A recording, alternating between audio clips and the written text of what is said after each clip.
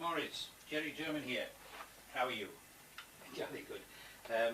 I gather I should liaise with you in Paul's absence. I think he's not away, is he? He's away.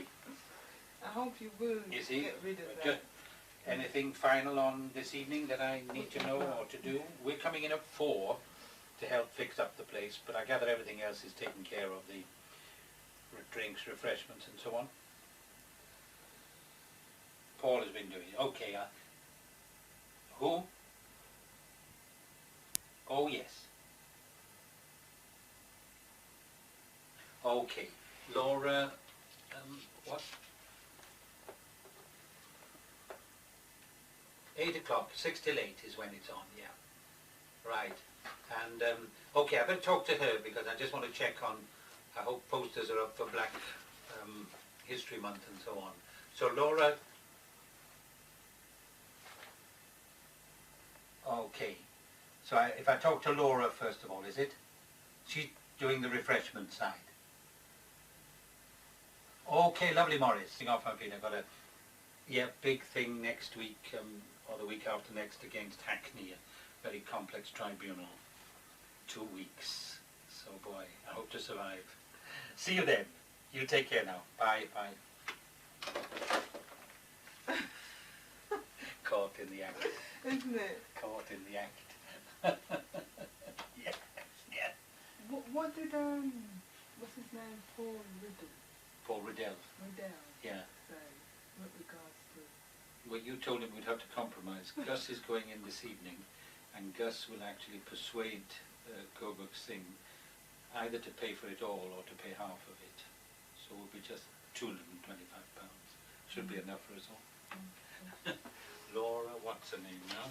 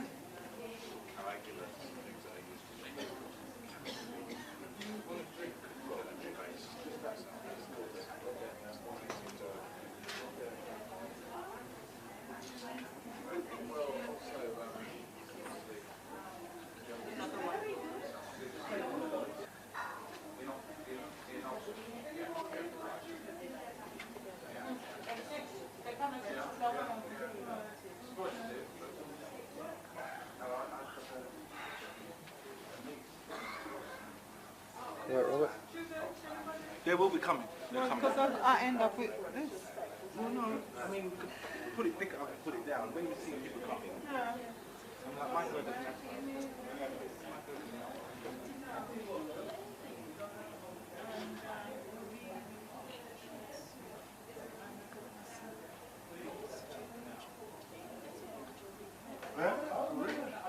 that's why the boy, like people said to me, fast track. I said, you must be crazy.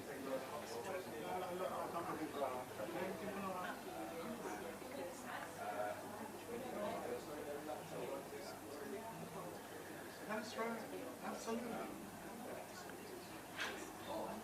No. You'll be clever. Yes.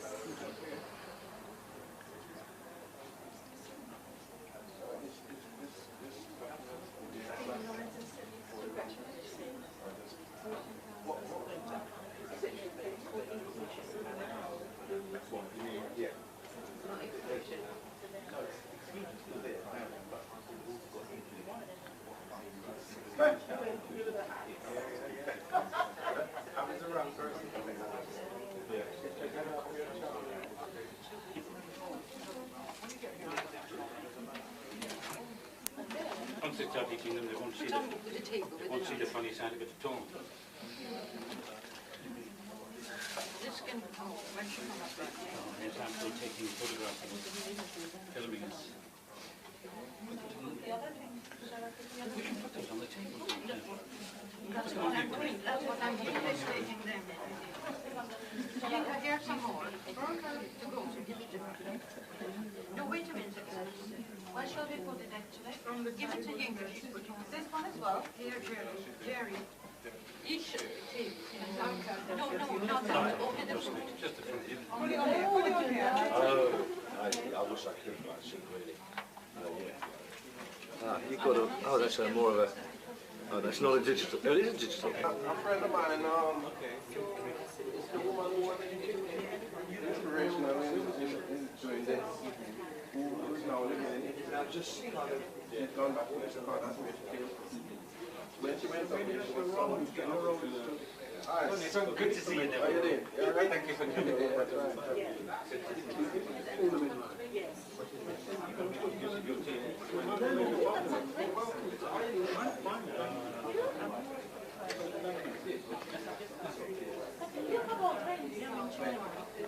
Have you met Neville Lawrence? This is outside you here.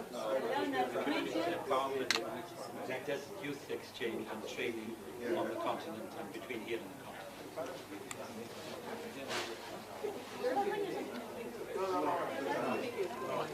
Have you met?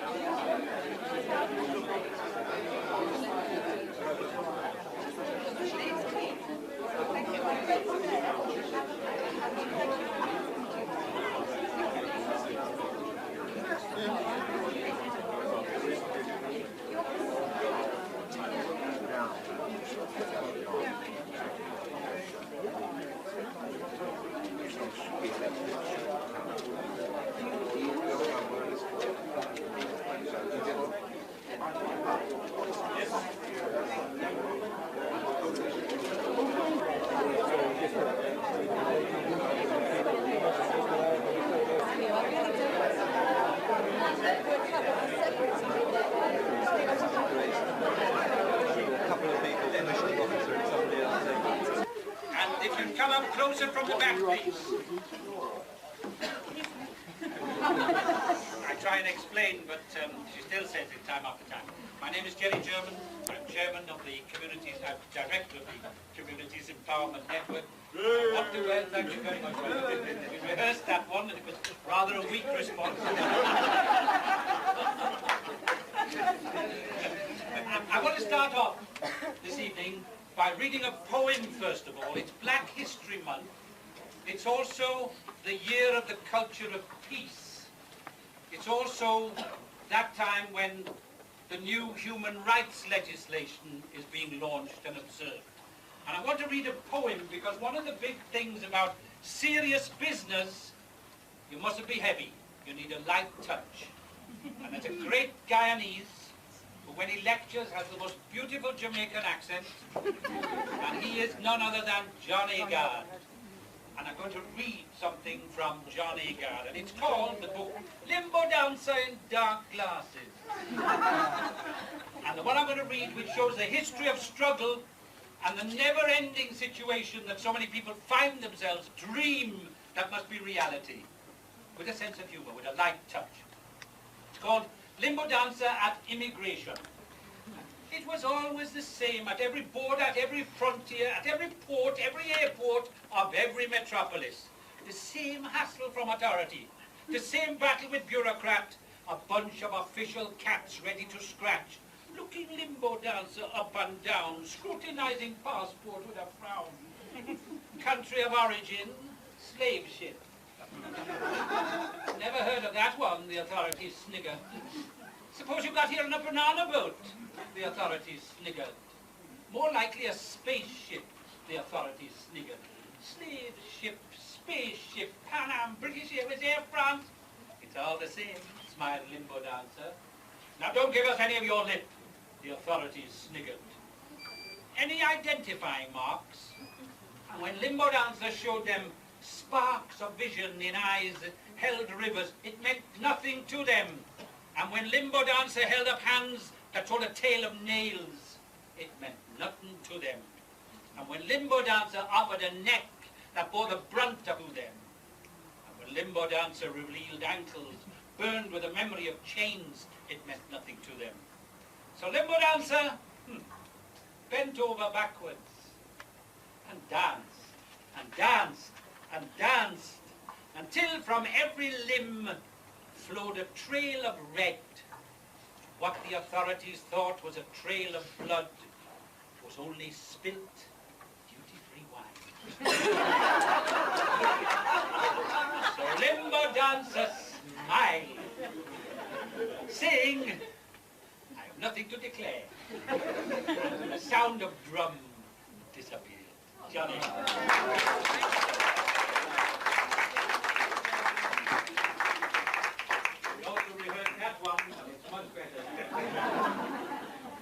We're very happy this evening to be here with the Commission for Racial Equality, and it's interesting that Grovex and I served here many, many years ago together, and it's an interesting thing to make this encounter because the last time we encountered each other was in Haringey when I was doing an exclusions appeal, and Grovex was just down the road and we met each other, and that was nice, just on the eve of his appointment to this very, very important position at the Commission for Racial Equality. We work closely with the Commission for Racial Equality on matters of employment, on matters of education, and various other matters. And we have the privilege of having our meetings here. We're very, very happy to be accommodated in this way.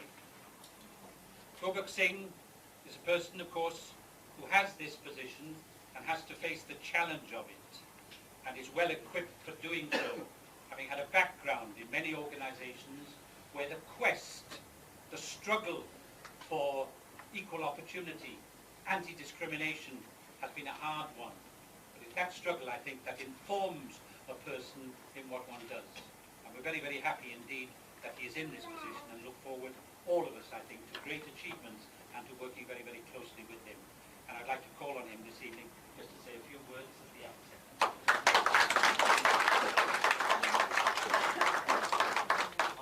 I most certainly cannot compete with that poem. I'm not a poet. But can I begin by saying welcome and welcome all, very important network. Something which we've talked about, something which the CRE most certainly is an active supporter of.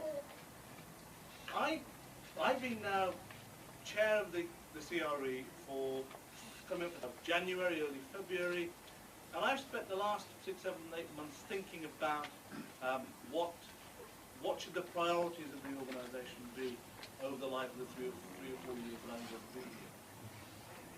And I start off with generally a positive outlook. I remain positive about the future. And I say that because I believe that the general environment in which we're operating is now perhaps more positive now than that which we have witnessed, many of us who have been involved in this field, for the last 20, 30, 40 years. And indeed, I would actually say that the environment now is more conducive to tackling race equality in a serious way than since perhaps we had some large-scale migration into this country post-Second World War. I believe that. I believe that there is a positive environment, a real opportunity for all of us to grasp and do something about. I have to also say that that positive environment, I believe, is momentary. It is here at the moment. In the next 2 to 3 years beyond that, I suspect that environment may well change, and we may well miss the opportunity to have some real impact.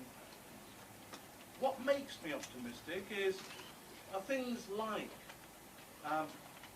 the post-Stephen Lawrence inquiry and the way in which I think institutions are beginning to look at the issue of race and racism in this country.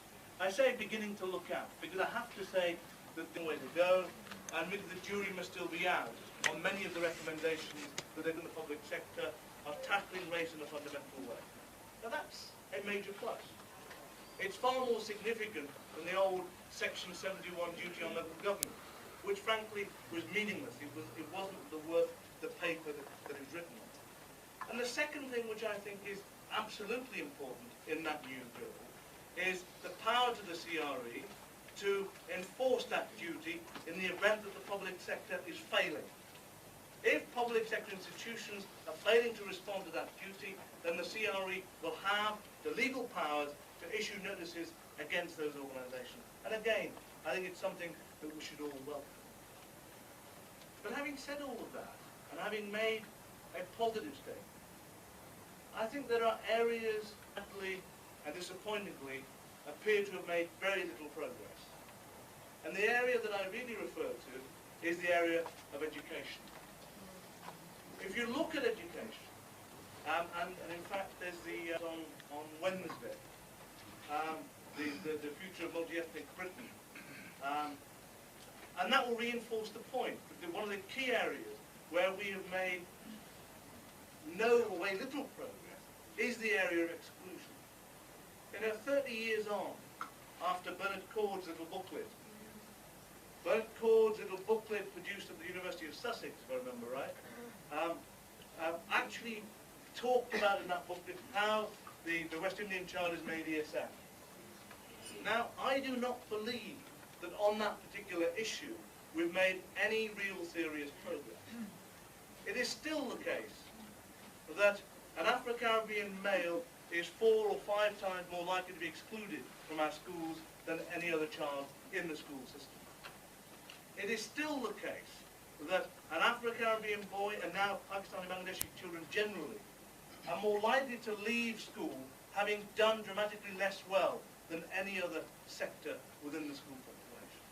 And it is still the case that the predominantly white, and most certainly at the top end of the education world, it is exclusively white. Those are matters which frankly we've been talking about for the last 25, 30 years at least. Now, I'm that old, I'm old enough to remember that. When you were here, all those many, many years ago, and I won't reveal Gerry's age, the reality is we were talking precisely about these sorts of issues, Gerry, then. So I think that we have to acknowledge that there are areas in which, frankly, we have failed to make with a poem. But I will leave you with a little story. And it's a story of how we can all get badly treated by different institutions in this country. I went, 2 little stories, if I may, and I mean, being a Punjabi, I tend to end up telling stories. The first little story is about the prison service. I haven't been to prison, but I went to the prison headquarters the other day. And I went there with a colleague of mine, went to the reception desk, and I'm meant to be going to the Director General of the Prison Service. And this chap, white, security guard, but that's the public reception, the public face prison service said, and the chap who was with me, an officer of this place, said, oh, my name is Miss Movement, and this is the chief. To me. And the chap said, he can't be the chief, he's the Indian.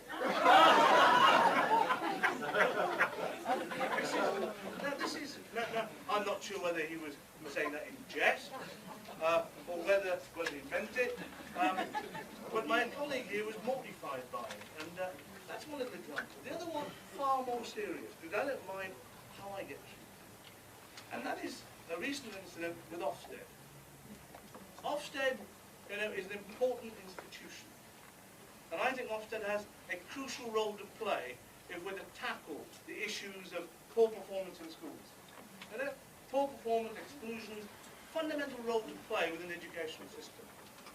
We commissioned a piece of work by Audrey Ostler at the University of Leicester. And the issue, and what Audrey was looking at was two things. One was looking at whether the Ofsted inspection framework made provision for race within that inspection framework. And the second thing that was looking at was, if it's in the framework, is it being applied by the inspectors? Right? Is it actually being fulfilled as part of the inspection? And Audrey concludes that the framework's all right, but actually it's not being applied. So that's nothing new. That's what you. That sadly is what we've come to expect from many institutions. Ofsted's response to that was, oh, the methodology is fundamentally flawed. It's not to tackle the real issue, which is actually the failure of this inspection process to ensure that black kids get a decent deal within our schools. It's to accuse the methodology by a respectable academic of being fundamentally flawed. Now, if Ofsted, when they do their inspections, frankly, I have to say, their methodology is most certainly flawed. And having been the victim of Ofsted's investigations in the past, I know they're flawed. But actually, if anybody says to Ofsted, well, actually, your methodology is flawed, they'll say, get on with the real issues. Don't know about methodology, deal with the real issues. Now, the point of this story is what then happens. I then go and see Mr. Woodhead with his colleagues. And I go and see him and I say, look, let's put aside that piece of research. Let's get on with how we work together to improve the life chances of young black and Asian kids and other minority community kids in this country. And he said, no, I want you to accept that the research was fundamentally flawed. I said, I would do that. And then one of his colleagues proceeds to give me a lecture, which goes on and on and on about education and research methodology. I will listen because I'm a listening sort of person. And eventually, however, I said, listen, don't treat me like an idiot. Don't treat me like an idiot. I've been chief executive of a London borough with a schools function, education function building. Leave it out. Let's leave it. Don't treat me like that. Mr. Woodhead says, minute taker, can you please minute that Mr. Singh is not an ignoramus? Is not an ignoramus. And those are the bodies that were wanting to help us to deliver equality in this country. This is the 21st century that we're talking about. Those are the institutions that we need to fundamentally change. The point about telling you the story is that we've come a long way. We've got one hell of a long way to go yet. And education is an area where we've made very, very little progress. Thank you very much for listening to me.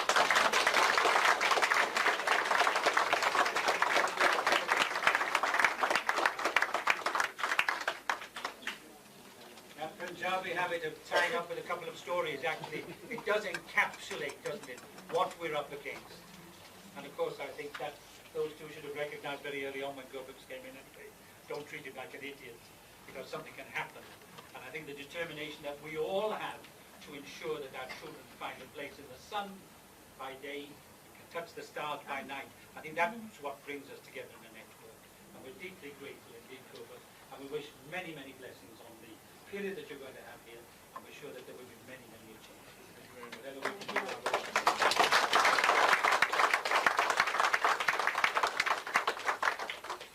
When I came in, I had to ask Paul Riddell, who works at the Commission, if he had a speech, because I brought something, and actually this is for Gus John, and, but it's not his speech. It's something that he needs because he's going on to a broadcast later on this evening. It's interesting that actually with the money that we've got from the National Lottery Charities Board, I've got more colleagues working with me and more resources than I've ever had before. And I'm working harder than I've ever done. And everybody said, well, you know, look at this, look at that, look at the other. And the reason is, in part, Gus John and the management, the nature of our management committee, the tremendous talent, skills, experience that they cover, the qualifications that they have, and the work that they generate is quite remarkable. We've got 4 very, very vital, very interesting, very dynamic subcommittees, and the work is generated in such a way with that vision that we also have. And if you look at the flyers, particularly services and membership, you will see what our vision is that we want to share with everybody. Children, young people, parents, governors and teachers. And we want to have the kind of network to implement what we have in mind for our children. The next lucky in that I've been able to bring together a number of people on the management committee. But before I do that, I just see our next speaker coming in, as though rehearsed. But of course it cannot be, because as you know, Trevor Phillips has a slight difference of opinion at the moment with the BBC, I understand. However,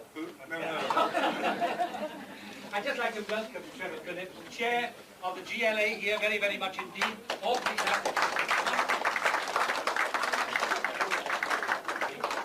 and you know, you read about Trevor, you read about him, you see him on the screen, and then you hear this thing about not being allowed to deliver a particular kind of program.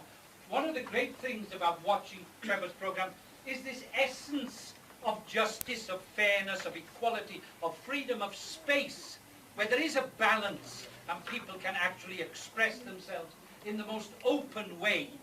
And for him at the moment to be, and maybe the newspaper reports I read in The Guardian and elsewhere, of course, where the wrong ones, that's always possible. But Trevor, we welcome you very, very much indeed. We're awfully glad that you have this position as chair of the GLA. Now, of course, whether you're regretting it, since, as it is well known, I am the most dangerous left-wing radical in the Western world.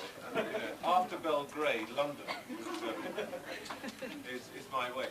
I don't want to say anything about my personal circumstances. You know, as a former unemployed broadcaster, anybody who's got any gigs, I'm here. But I really wanted to be here not to make any big speeches, because the aim of this is to bring together people who know a great deal, touched my button, as it were, in Gus's letter, when he wrote about the importance or the significance of the issue of school exclusion. Now, I see Robin is here, in the report which some of you may have seen trailed over the weekend, and which will be launched on Wednesday morning from the Runnymede Trust, is of course one of the issues that arises. But I can't tell you how significant I believe this issue is, not just for the well-known reasons, or the reasons that we all rehearse about discrimination and the loss of opportunity and the waste of talent and so on, but for another reason which relates to the idea of empowerment. I think one of the most significant things that this tells us, which is sadly something that hasn't changed for the community from which the children who are most at risk and most vulnerable feel unable to make any difference to the way that our institutions work. When I was being interviewed on the issue of the Runnymede report, there was a lot of puzzlement about, is it better, is it worse, is it improved, is it not improved? It always being race relations or community relations, the rather fuzzy arena that we all walk in. I've got a simple view about this. I think there is absolutely no doubt that as individuals, we all feel, certainly in this town, better, closer, more able to talk to our neighbours than was the case when I was a child. There's a kind of opening up. There are, friend of mine says, you're walking down the street behind a bunch of teenagers, you have to get in front of them to work out which ones are black and which ones are white, because, you know, they are becoming, they're adopting things from each other. All of that is much better. But where there is a huge, and in my view, actually growing deficit, is in the arena of power within institutions. And increasingly what we're finding is that the difficulties that people from some communities face are to do with the fact that we can't get access to those leaders. Now, there are many ways in which we can approach this, and we have to use all of the levers possible, the legislative, the policy, and so on and so forth. But I know Gus, and I know a lot of people, others involved here, and I know that the one thing, I may have become a public servant and a bureaucrat and a head pusher now for a while, but the one thing that I can say about Gus and some of the people involved in here is that they never allowed the system to trap them into abandoning the single important source of power and influence that people have over the way that the relationships within the community, the capacity of people to come together, to exchange information, to understand and identify the points at which they need to make a difference. And that seems to me really the core of what, as I understand, this network to be about. So I really just wanted to come, and I, you know, in the new GLA Livingston world, as you know, none of us can have cars, and none of us can use polluting vehicles. So I had to wait for a bus, which is why I'm like a drowned rat. But I still believe it, right? Okay, I'm still with the program, me and Ken. But I thought it was really important. I'm sorry I'm late, but I just wanted to be here to register my support. These things matter, and I will just say one other thing. From the inside of government, the interesting thing is that you realise that it does matter what people do. As somebody who spent a long time being a kind of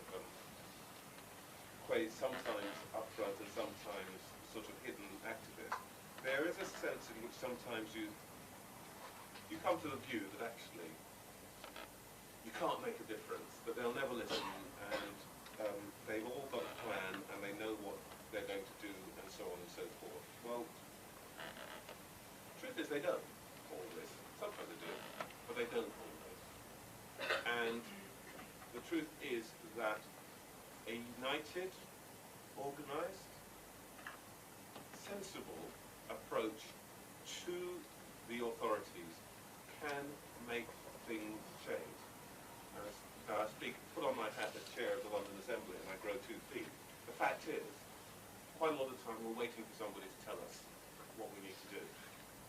And that means that those who can get themselves organised, those who can support the people on the ground who have the real experience to tell us, will get there first, and to some extent will get their way. Now, the last thing I want to say is that there are a lot of very well-organised lobbies, and I'll be completely blunt about this. Not many of those include people from black, Asian, minority ethnic communities as real actors, as real players. And that is why, quite often, our interests get ignored. So, again, one of the things I was delighted to see about this is that this is an opportunity for leadership. It's an opportunity to support those people who as individuals are struggling away on the ground, teachers, workers, and I was about to say the youth service, not much of that left, is there? But in different places, that there's an opportunity to support them and to support the things that they need and to make the advocates for them with us. I have to keep saying this now to convince myself. Us, the government, the bits of government that can actually make a difference. So I'm here to support you. I've got quite an open door, but certainly a listening ear. I mean, in this gathering, a lot of you know me. and you know that I can't always agree with you. Even if I agree with you, I can't always do what you want. But keep asking. And it's better. 25% is better than 0%. That's where we're moving. I hope to deliver you at least a 25%. Guys who come after me can give you 100%, because they'll do better. So let's open the door now. Thank you.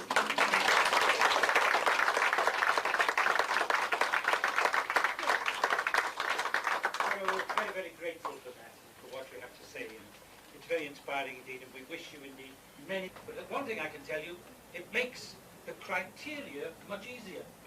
Now, if we had a position where we didn't take some children, we'd have to be considering the criteria, maybe spending half a day as to why we're not taking this one or that one. Instead, we use that half a day just to get on with the work that we have to do, representing children. When they come in with us, to us with their parents, we say the first thing, one, we believe what you say. And sometimes you see mother and child looking at each other the first time they've ever heard it. And they tell us the truth. And the funny thing is, you may think I'm an idiot, nobody's ever lied to us. Because we also say to them, remember, we're going before the authorities, and what you instruct us to do, we shall do. And the second thing we say, after saying we believe what you tell us, is we will give you 100% support. And that is from the first listening, the telephone calls, the examination of the papers, the rehearsal before the meeting, and the follow-up. And it's very, very important. Those young people, we have some children of 6 years old who are actually excluded from school, and you'll be surprised at this, for sexual precocity. 6 years old. I was brought up in a Wesleyan Methodist household where we couldn't afford to have a hot bath except once a week. And we used to go into it by turns, and we were a large family. And I used to, at a young age, of course, have to satisfy my curiosity as to parts of the body, because we didn't get sex education at school or at home. And I'm sure a lot of our children would be much better without the sex education that they're getting at the moment. But can you imagine 6-year-old children being excluded from school for sexual precocity? We have countless children being brought to us that have, I don't know what it is, some people seem to be licking their lips at what they're missing and condemning the children at the same time. And that's a schizophrenic attitude to have, of course, very, very difficult altogether. For all the children who come to us, from whatever background, whatever, travellers, refugees, Asian, African, Caribbean, African, whoever they may be, we turn nobody away. And that's very, very important to us. Our criteria are inclusive. They are not exclusive. But what we want our children to be included in, of course, is a worthwhile experience of the world through the curriculum, through the schooling, and through every other institution that is there to be able to cater for them. I'd like to call upon my compadre, my good friend, my guru in many ways, a person who is, I think, such a shining example to not just this part of the world, but to many parts of the world. A person whom I regard as one of the finest educationists anywhere in the world. So I need to say his name. It's Gus John, Professor Gus John, Dr. Gus John, friend.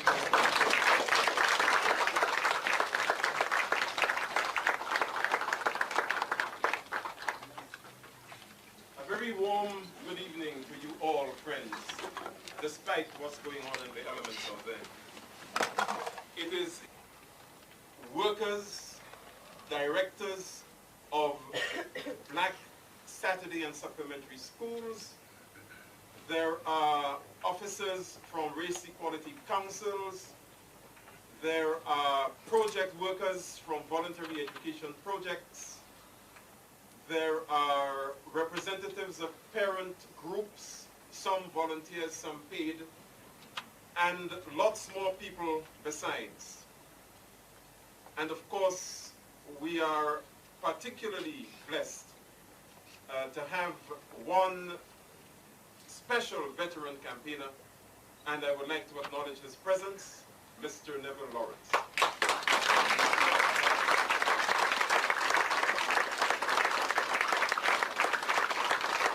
Reference has already been made to the Stephen Lawrence Inquiry report, and I don't think it's of that and how the inquiry came to be set up in the first instance. So Neville, colleague and friend, we welcome you. Now, I want to thank Trevor for getting here. I thought that my speech would have to be lengthened because he was stuck on the number 24 bus or something. But it is good that you've come, and I thank you also for the comments that you've made. We thought it important that you came because we knew you would say the things that you did, but a more important reason. We've heard Mr. Livingston talk about revolutionizing the transport system in London. We've heard that the Assembly wants to do radical things about policing in London. But we, the CEN, thought we would put you and him and the Assembly on notice that we want the education of our children and the protection of their education rights to feature high on your agenda, and we, at least the CEN, would make sure that it doesn't drop down the agenda. So thank you for telling us that the door is ajar. And you will not be surprised to know that we will keep you posted on our activities. We would want to challenge you in terms of the priorities you set for the democratizing of decision-making within the capital, and decision-making particularly on education issues, irrespective of whether or not the government decides within the next couple of years to abolish local education authorities. Now, active in the field of education, and particularly in defense of children's right and entitlement to quality education for so many years. There are a couple more individuals in this room who, with me and others, started the Caribbean Education Association in 1965. And then a couple of years later, the name of that was changed to the Caribbean Education and Community Workers Association, because all of those activists in that middle to late 60s period determined that they were not educators as such. They were not teachers, they were not teacher trainers, but the education of our children touched their work and their concerns every single day. So therefore we changed the name to the Caribbean Education and Community Workers Association. And that did a whole number of things, including commissioning the report that Bernard Cord wrote up, which Gerber Singh has already talked about, on how the West Indian child is made ESN in the British schooling system. So I am now 55 years old, and therefore for the last 30 years, I have been dabbling in these matters. And I say that not for any other reason than to say that in those 30 years, we have seen all sorts of twists and turns, all kinds of changes in the profile education has had politically within the country, in the extent to which our communities focused upon the concern about making sure that schools did their best by our children, as well as trying to influence government policy. I've mentioned one organization.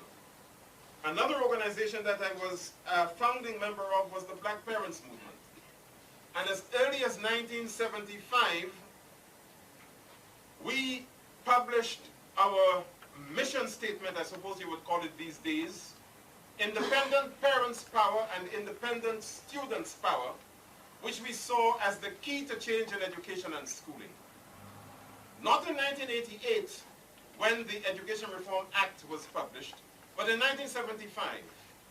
Because prior to that, there were a whole host of organizations around the country, and not least of all here, the North London West Indian Association and the West Indian Standing Conference, which was focused on what was actually happening, particularly to children of Caribbean heritage within our schools.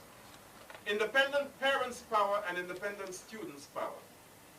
And I frankly think it beggars belief that in spite of the fact that we as black people, and particularly people of Caribbean origin, have been at the receiving end of the worst forms of treatment by the education system in this country, we cannot show, we cannot face the government with a solidly organized highly efficient, democratically run national black parents movement in Britain. I believe that is a shame.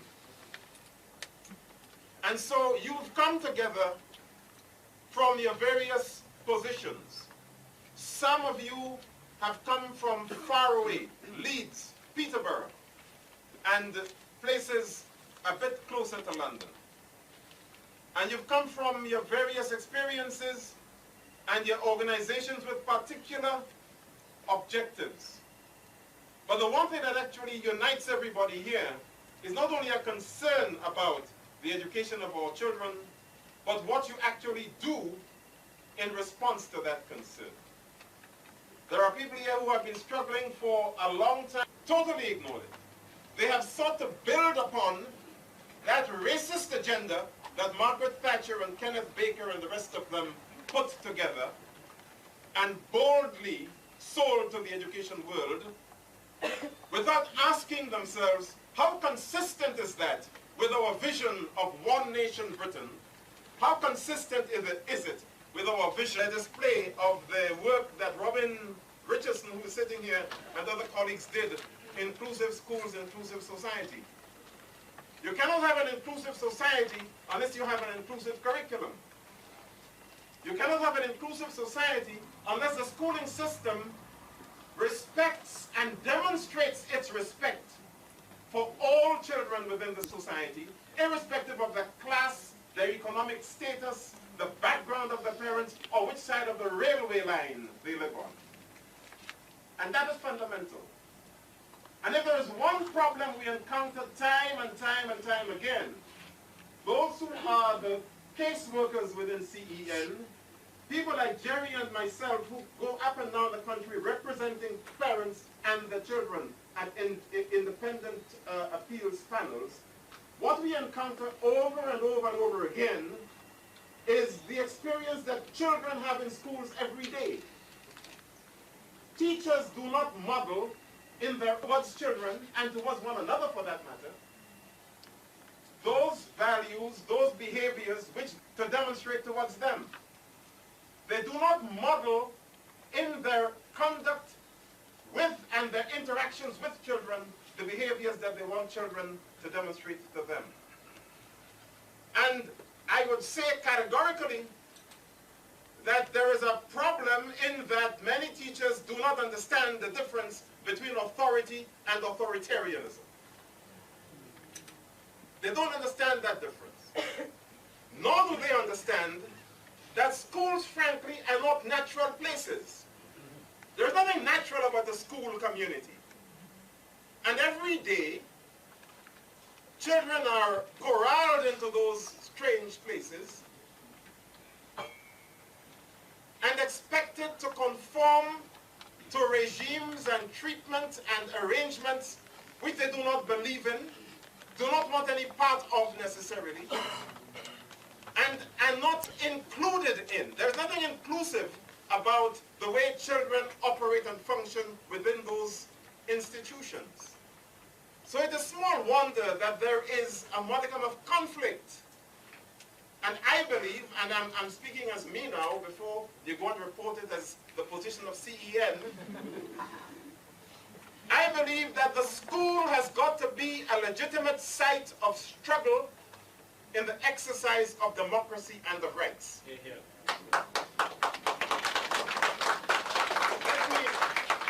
Let me repeat that. The school has to be a legitimate democracy and of rights. Now, I could unpack that to you for the next 2 hours, but I won't. I want to make one simple point, however, that more and more you see Ofsted reports that talk at the front about what kind of an institution it is. It's got a diverse population, both in terms of ethnicity and social class, etc. Children from deprived neighborhoods, 57% or 69% on free school meals, all of those statistics. And then you read on, and what you read subsequently bears no relevance whatsoever to these statements at the beginning. They are put there gratuitously. Because if they bore any relevance to it, then you would expect the people to say, okay, well now, what does actually mean for the school? What should it mean? That you have all of those children who are from these deprived neighborhoods, and you know, in many respects, what that actually means for those kids. How are you interpreting all of that in the context of what you then go on to report, particularly about the interaction between teachers and students? It just gets lost. They move on. They deal in all kinds of irrelevancies. But those fundamental issues get lost.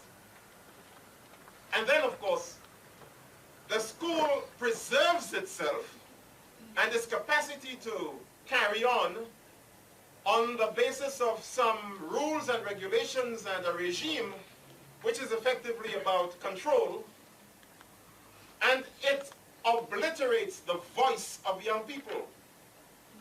So that even when teachers are at fault, and let us face it, there are some teachers who should be encouraged to go and do something else because they have a fundamental dislike of children.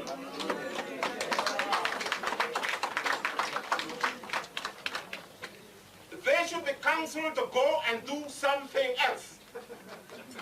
And I frankly don't care what it is. Now, in those situations, especially if a child has been already labeled and stigmatized, and therefore nobody believes they have a right to listen to her or to him, usually him, and usually black him, then you find a situation where it is impossible for the school to treat that young person with respect. And we come across them. Gerry has already mentioned them. And they come, and it takes some time before they gain that confidence, and they could suspend all of that distrust and all of that diffidence and actually accept that we mean business. And we are prepared to listen to them, and we're prepared to accept that they're telling us the truth. It takes some time. And fundamentally what I think I'm saying is that all of that concentration on higher levels of attainment, school effectiveness, more A-star grades and high levels of achievement, I have no problem with at all. I believe fundamentally in excellence. I also believe fundamentally that schools must be in the business of forming and developing the whole individual. Yeah? The whole individual. You can't pick and choose. This one has a tendency to very good behavior, is conforming, deals well with the need for what I call coercive compliance, which is what schools are about. Coercive compliance, and therefore we can work with those. Those are radical, belligerent, troublesome. They ain't taking no what's it from nobody, and therefore we want to ensure that we put them aside so that we could get on with the rest. Now, we have to demand that all schools attend to the educational needs, the personal development needs of all children. All children. Because the consequence of not doing so is too great, and we can see it all around us. Why should we be content to have so many children excluded from school, falling straight into the hands of the police? Why should we be content to seeing those youth custody institutions full of young black men? The government itself has published, the Social Exclusion Unit has told us that most of those young people who are excluded from school, they do not know what happens to them. There is no evidence that they are getting the education otherwise than at school to which they are legally entitled. Now, that being the case, why should Ms. Jackie Smith, the minister, announce recently that head teachers would be given even more children? In May of this year, I am listening to Radio 4, as is my custom, and I hear in the space of half an hour, two disturbing statements from two very important people. The first one was from Mr. David Blunkett, Secretary of State for Education. And he said, I have said time and again, let me not misquote the fellow, I have said time and again that in addition to teaching about religions from across the world, we must also teach about our own culture. Now that's the besieged Little Britain mentality coming through again. But even more serious. And remember, that's months after the publication of the Stephen Lawrence Inquiry report. Even more serious is the other pronouncement with due arrogance and pomposity from none other than Mr. David Hart, General Secretary or leader or what he is of the National Association of Head Teachers. And what did he say? I reject categorically the idea that there is institutional racism in schools. The leader of one of the biggest trade union, teaching unions in the country, I reject categorically the idea that there is institutional racism in schools. In other words, you who know it and feel it could continue to determine that the earth is round. I am telling you it is flat. That is what Mr. Hart is saying to us. Now look at his position. And we know, dealing with that effortless superiority that white people have and display, it oozes out of the system. Effortless superiority. And I, as somebody who was a director of education in a borough for almost 8 years, can tell you something about the effortless superiority of, and it doesn't matter whether they are the caretaker, the school keeper, or the deputy chief executive. It does not matter. Effortless superiority. Relative to the likes of me. Now, we have got a serious agenda ahead of us. We within this Communities Empowerment Network chose the name for one very simple reason. We believe that this thing, what we have to do, that business of ensuring the capacity to transcend our circumstances and reshape ourselves, including those things which are injurious to our communities, including the destructive behaviors that our children indulge in, we must have the capacity to address that and do something about it. And I want nobody to go away from this room with the view that the Communities Empowerment Network is some head teacher bashing organization that is simply prepared to romanticize what every kid or every black boy in the schooling system is doing. That is not what we're about. We believe that there are certain behaviors that our children indulge in which are destructive to themselves, to their personal, social, economic, educational development, and we want to work with them and their parents to empower them to do something about that. But we also say that it is fundamentally the agenda of the school itself as well. It is not the business of the Saturday school exclusively. It is not the business of the voluntary education project, which is more and more the organization that is catering for all of those excluded black kids. It is fundamentally the business of the school itself. And therefore, if it is Mr. David Blunkett's mission to have every teacher in the world, in this country, teaching subjects and not children, if that is his ambition, we have to say to him, you're wrong. Schooling has got to be about educating children. So you inculcate in them values that make them fit for living. You help them to deal with the behavior management, the management of self, to develop positive self-identity, to learn how to interact with them. As a parent on school to do that, then we should not be sending our children to schools. Because we do not want people with 10 A grades, A stars or whatever, and they're walking around the place like animals.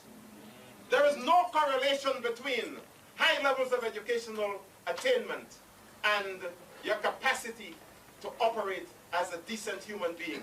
Absolutely no correlation. And you just have to look around the society to know that.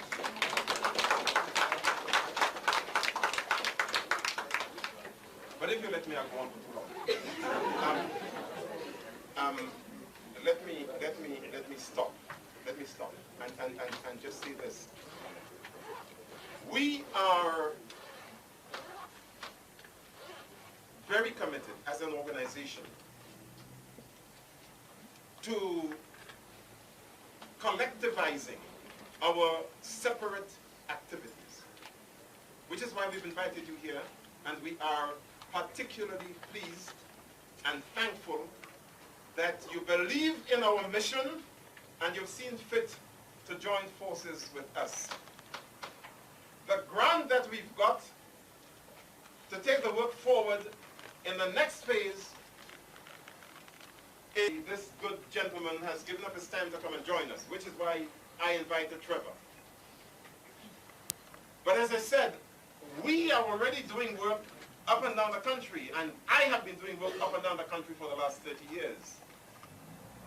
We want to make sure that a parent in Wellingborough, a parent in York, a parent in Manchester or Liverpool or Preston has as much access to the expertise of this organization as a parent in Croydon or in Haringey. And so we want to build upon, create the infrastructure, many activities that are going on in these places around the country. There isn't a Saturday in any part of this country black people are not coming together to talk about education issues. Particular, but specific conferences organized for the purpose or whatever else.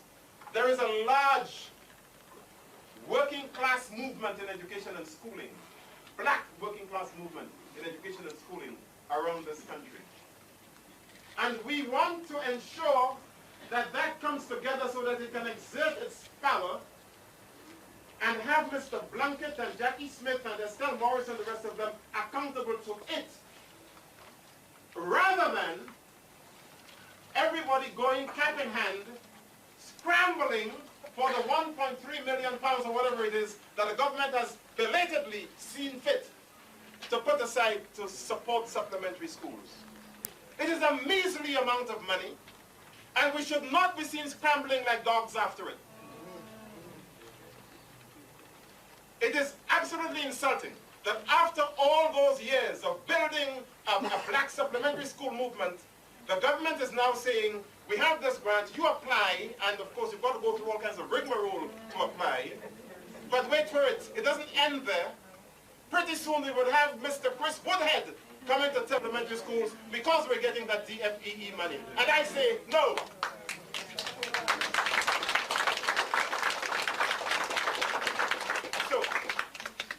So let us set the agenda. Let us not dance to the government's tune. Let us tell the government that this notion of reducing exclusions by 1/3 by the year 2001 or 2002 is an irrelevance. We want to get rid of the whole damn lot. You cannot have black children being excluded 7 times more than others in the population and tell us you want to reduce by 1/3. Why should we put up with the human wastage that all of it signifies? Why?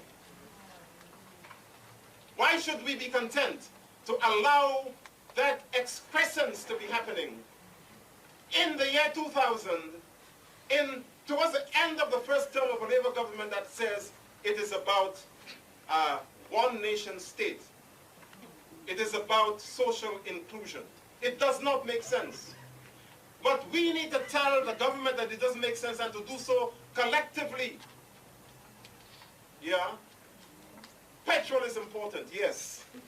But let us have thousands, hundreds of thousands of parents going to the DFEE or to Whitehall and saying enough is enough. Enough is enough. And after all them years, Winston Best, Huey Andrews, Gus John, this man, and all of us, we're damn tired of it. We have to tell them that.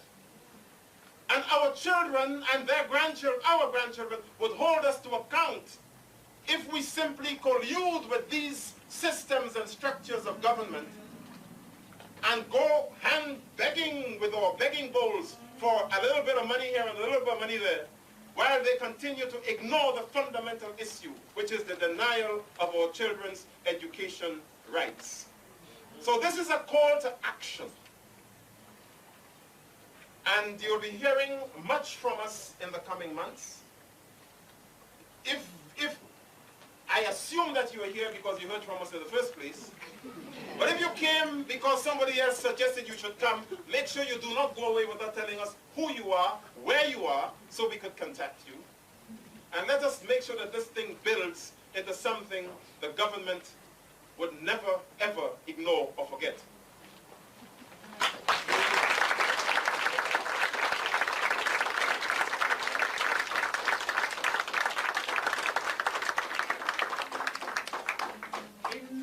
That we've given you, which is slight, we didn't want to overburden you. There's something for you to fill in. Don't leave, because if you try and get out past security, a bell will go off. If you haven't signed it, filled it in and given it back to us. So please do that before you go. I want to finish with one poem by John A. Gard, because I started with John, and it's called Rainbow. When you see the rainbow, you know God knows what he's doing. One big smile across the sky. I tell you, God got style, man got style. When you see rain cloud pass and the rainbow make a show, I tell you it's God doing limbo, the man doing limbo. But sometimes, you know, when I see the rainbow so full of glow and curving like she bearing child, I just want to know if God ain't a woman. That is so. Woman got style, man, she got style. Could I thank you very much indeed, Go Bucks, could I thank Trevor, and could I thank Gus, and could I thank you all our friends for being here this evening. Now mingle, go to somebody you've never met before and say, right, who are you? I am so-and-so. Shake hands and be part of the network. Thank you very much indeed for coming.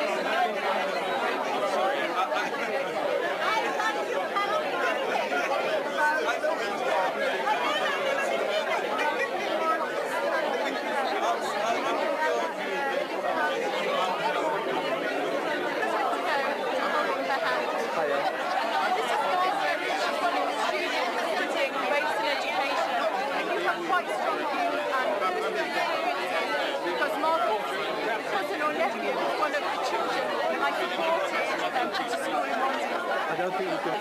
I'm not. Thank you for coming. I'll send you a copy of our report, man. We've done some good work up there. Please do. I'll be happy to get it. Thanks for coming again.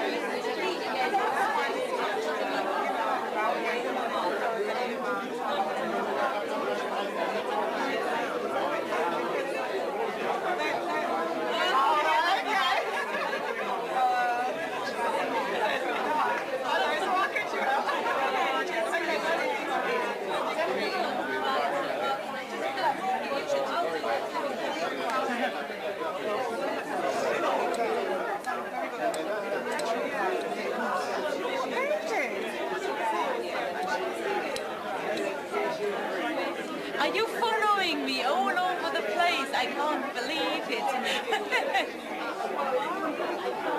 Why are you following me? Because I want to make you famous. Okay. How famous?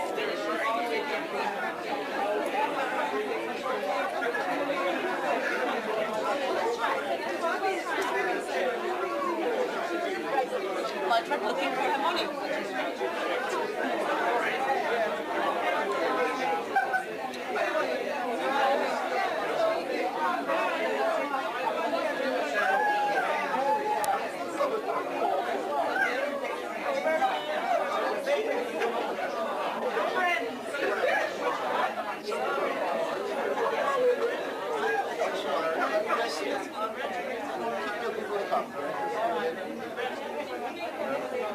That's what I was saying.